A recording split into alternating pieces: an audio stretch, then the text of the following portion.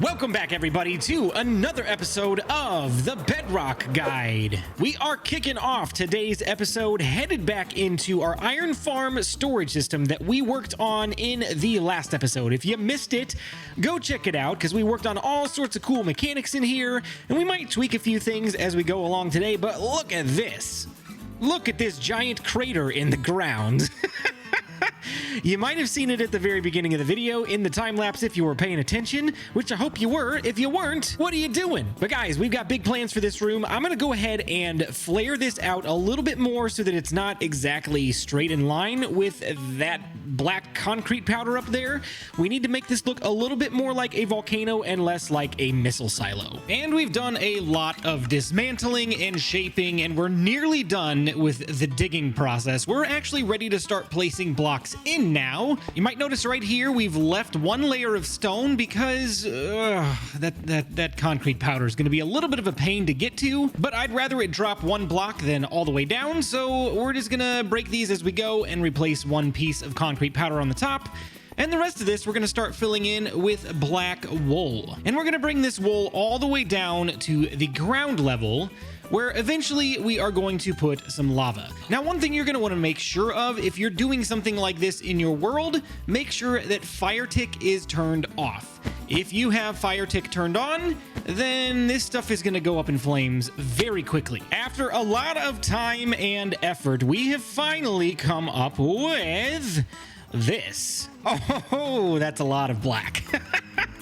And honestly, I don't really want to see much of the walls. I want more of the focus to be on what we're going to be doing next, which is this floor right here. This cannot stay like it is. We're going to cover it over with a bunch of lava, which if you come over here and look at our shulker box setup, we have not only two, but 3, 4 shulkers full of lava buckets. Plus, we've also got this stained glass, and I doubt that's going to be enough to do this entire room, but we'll see what we can get done. I've got some more glass smelting as we speak, but let's get rolling. The first thing we're actually going to do is we're going to take a bunch of this yellow stained glass, and we're going to put down our first layer of stained glass. Somebody in one of my previous streams actually gave me this idea to put the glass down first and then poke holes in it and put lava down as we go. And I think that's a really, really great idea, so we don't end up burning ourselves alive. So I think we're going to skip 2 blocks and place our first stained glass layer down right here,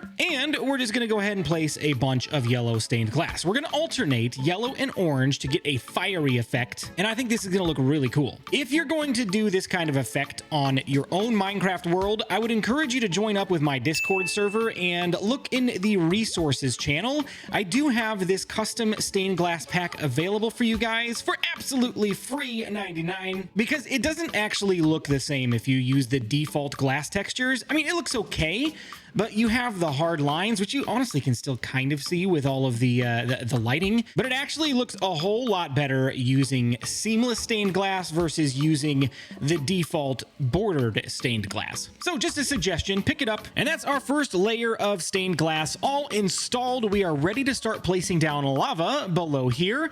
So what we're going to do is we're just going to come over into the corner here, and we're going to break this one out right here and try to catch it. If we don't, it's fine. And we're just going to drop our first lava bucket on the ground and allow it to spread. We're not going to fill this entire area with lava sources because that's not the look that we're going for. We are going for a little bit more bubbly and flowy. So once we've got our first piece of lava in place, we'll go ahead and patch that hole back up, and then we'll come over here and break this one and do the exact same thing. I'm going to do this against my better judgment.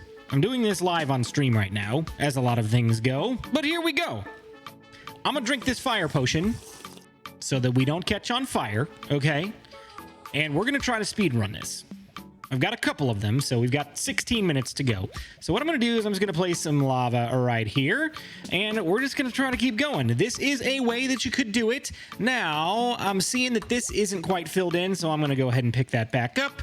Let's get that water bucket out of here. Good grief. If we drop water down here, that is going to be highly disappointing. Go ahead and toss that in there like so, and that should be perfect. We'll go ahead and grab some more lava, and we'll toss another one right here. And we're just going to keep going until this entire area is filled in, and we'll see how much lava we have left and maybe do a little bit more texturing with it. And unfortunately, I think we are going to have to sacrifice a few pieces of scaffolding, which is fine. It'll be okay. And is that going to fill in? It is. Perfect. So we'll just go ahead and close that up, and we got a fiery, bubbly looking lava source going on here. This is amazing. Oh, this is so cool. Look at all the sparks flying up and stuff. I have one suggestion from somebody here in the stream named R. McNee, and we're going to go ahead and maybe break out this right here, and we're just going to place down one single piece of stone, and we're going to drop a lava source on top of that. And that looks pretty good. I don't want to overdo it, so I'm going to scatter a few of them all throughout the volcano,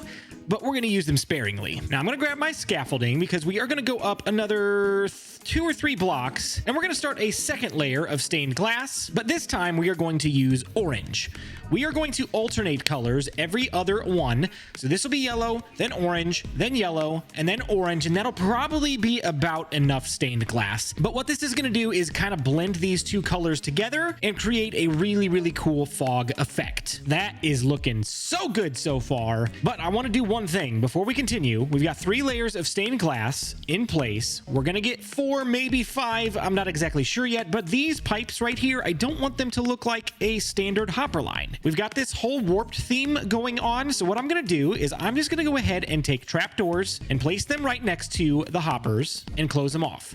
Then we're also going to place them on top, and then we're going to go over here and do the exact same thing. Close it off, close it off, close it off. Bada bing, bada boom.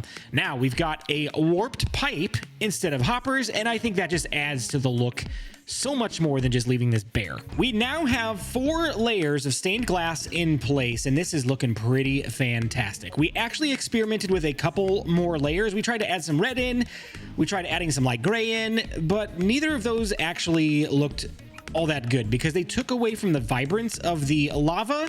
But I think we're going to stick with 4 layers of stained glass, and I think this does the trick. So the next thing that we're going to do is we're going to take these black stone slabs. This is actually an idea that came in from Master TMO, and we're just going to cover up the top layer with black stone slabs so that we don't have the hard lines of the glass right up against the wool wall. You get a little bit of that parallax effect, so you can kind of see the fog going in and out depending on where you are.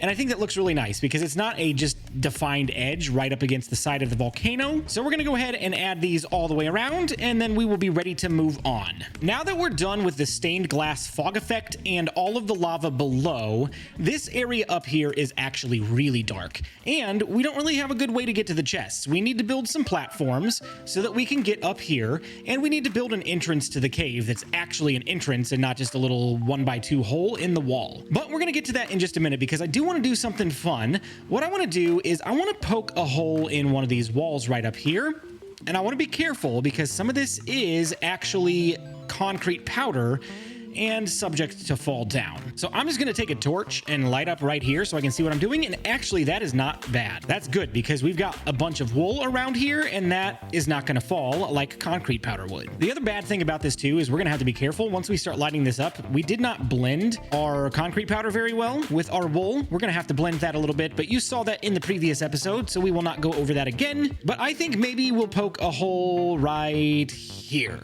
I think that looks good. We'll poke a hole right there. And then what we're gonna do is we're just going to bust this out all the way down to the lava level below. Now be careful. You don't want to fall in. That would be very, very bad. Then we're gonna go over here and we'll drop our lava bucket right there. And it should flow down into that hole right there. That is perfect. We're gonna go ahead and bust that out so we don't have a floating lava source.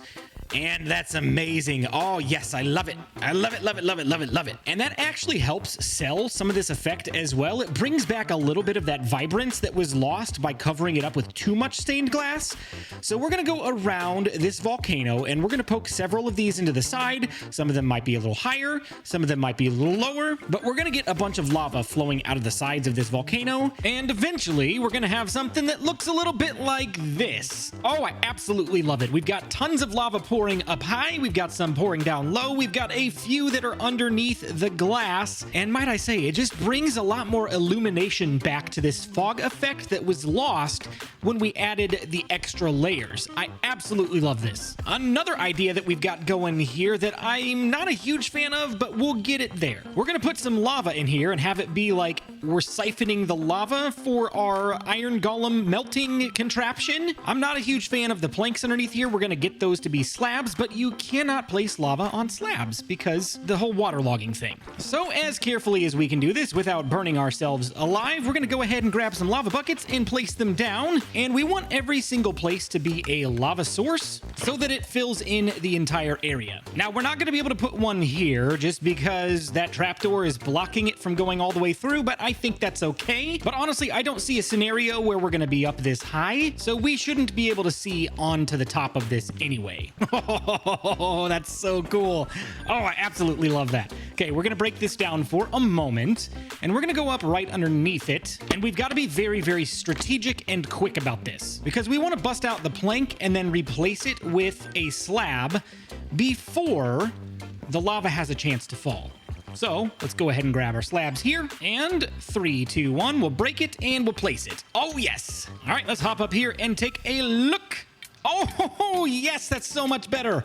Oh, I absolutely love that. Okay, I'm happy. Okay, so while that doesn't connect up like it did when we had stairs turned sideways right there, I think I actually like this a little bit better. Yep, while we're working on the last little bit of detailing, I thought it would be a good idea to come back to our comment of the day, which says, I was playing along on this world and then died in water, and now I can't find my things.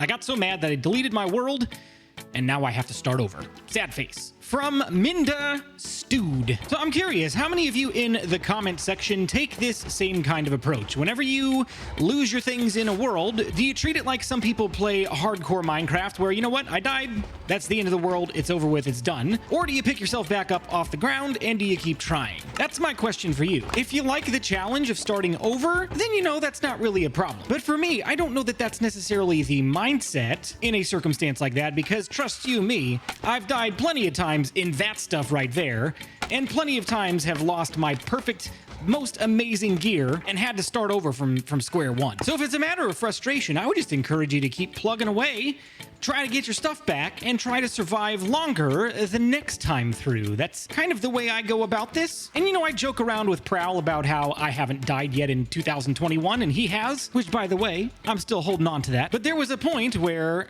I used to die all the time, whether it's to lava or fall damage or suffocation or drowning.